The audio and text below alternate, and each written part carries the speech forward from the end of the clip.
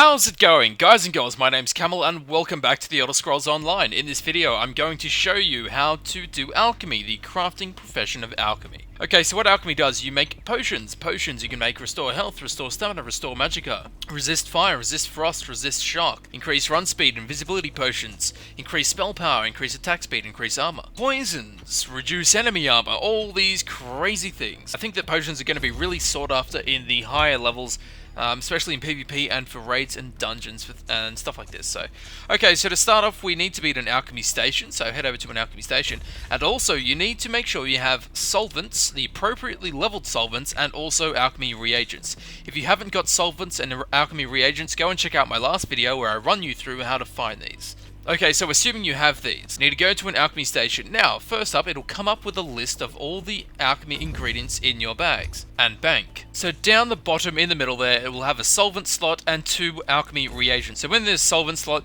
you choose the solvent that you're going to be using. The solvent is literally the liquid part of the potion. We haven't seen this before in Elder Scrolls games, but this is a new thing for the Elder Scrolls Online. So like I said, it's literally the liquid part of the potion. So you need to put the solvent in the solvent slot, and then 2 reagents, 1 of each in each reagent slot. Now under the reagent slots, there are 4 little black dots. When you discover the effect of a reagent, one of those black dots will be replaced with an icon that represents that certain effect. So if the first effect is a restore health ability, you have a plus. If it's a, increases armor, you'll have a certain symbol for that, and so on. It just helps you link up different corresponding effects on different reagents when you're mixing them together. So you can put 2 reagents together and go, okay, so they both got pluses and they both have swirly things. Therefore, this potion is going to restore health and increase swirliness. Now, to start off, my advice is to go into your reagents in your inventory and eat them. You don't have to be in an alchemy station for this. You can just go to your bags. You can right-click on a reagent and click use, or you can just double-click it. What will then happen is your character will literally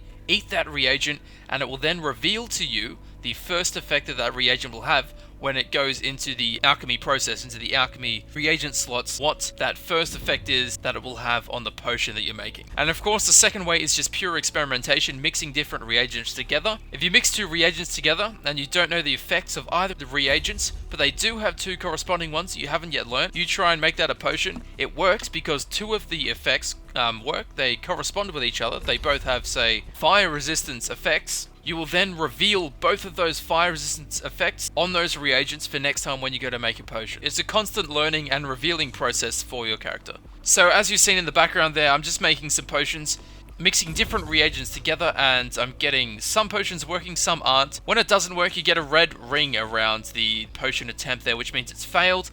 When it works, you get a blue light around the edges there, and it will tell you, and if you do discover or reveal some new traits on one of the reagents, or 2 of the reagents that you've just tried to mix together, it'll tell you that. It will say the reagent's name, will have a picture of the reagent, and then it will tell you the effect that you have now discovered on that reagent. So after a while, you'll have all of the reagent effects revealed. It'll make you a much more powerful alchemist because you know exactly what to mix together to get certain potions. Now, when you start off, you can only mix 2 reagents together. You can change this, though. In previous Elder Scrolls games, we've been able to mix 3, and I think in Morrowind it was 4, or maybe it was 4 pieces of alchemy equipment. You're wrong. But anyway, previously we've normally been able to use 3 reagents mixed together.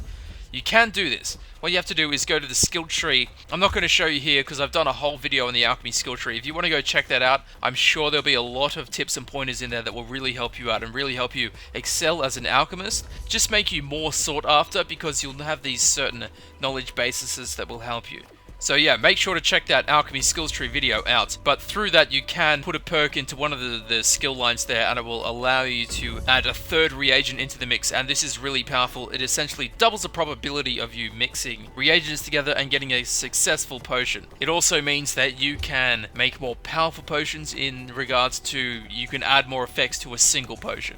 So if you currently have 2 alchemy reagents in the mix, both of them increase health regeneration, both of them increase maximum magicka, but then one of them increases spell damage and the other increases spell crit. So those 2 first effects, health regeneration and maximum magicka, really nice. They're already there with those 2 reagents. They're going to mix together nicely. But then unfortunately you have these 2 other ones that just don't mix. They don't mix with the reagent. So then you can bring that 3rd one in, and if it has also got spell crit and spell damage, then through those three reagents, you've turned essentially 2 non-used effects from the first two reagents, the spell crit and the spell damage, into two useful ones that are now going into the same potion. So you've got this fucking mega potion, and you will be whooping some serious ass in PvP or dungeons, man. I mean, alchemy's going to be nuts. I don't think many people have realized the full potential of alchemy yet, but it's going to be a big thing. So you alchemists, you guys that are watching this, you know where it's at. I'll tell you now. The only other thing I could really tell you is that solvents have certain scaled levels, so kind of like with blacksmithing. I know I always use blacksmithing as an example, but I've got a thing for blacksmithing. I've even forged some stuff in real life. Like I like blacksmithing.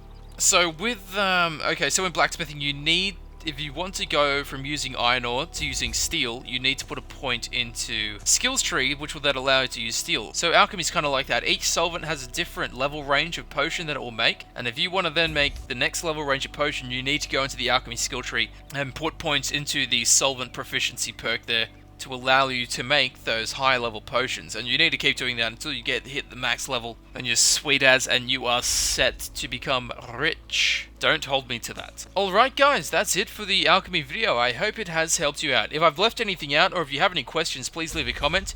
If this video did actually help you out, please leave a like. Share this video to all of your guildmates and friends, and as always, if this video did help you out and you would like more videos like this one, please subscribe.